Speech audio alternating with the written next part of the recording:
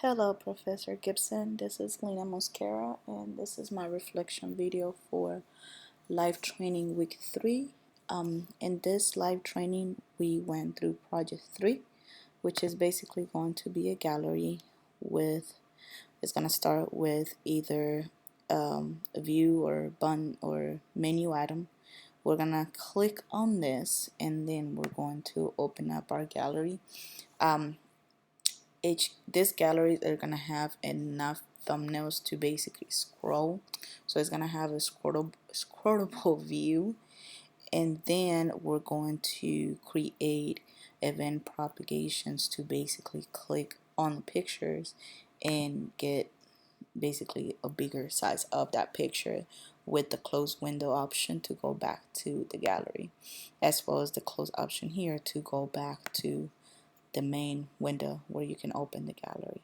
Now I found under accelerator documentation, I found our image view that we're going to be using. So this is how we're going to be creating the containers for those images, and then here is going to be how we're going to create the scrollable view, basically be able to scroll down those pictures. Also, through this training, we went through basic errors that we can get while building our app in Accelerator. And one of the errors that I did that you were showing was how if we don't have a close parentheses or a close bracket for either a loop or our function, we will get an error something like this. There is basically gonna point to the very last line, expecting us to have something here.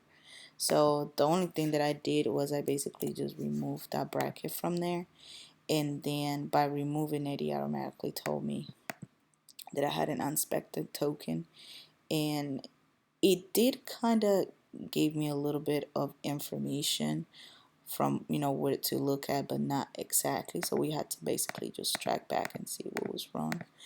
And you were showing other errors like arrays when we don't call the array item correctly, and we might use parentheses instead of brackets that can create an issue.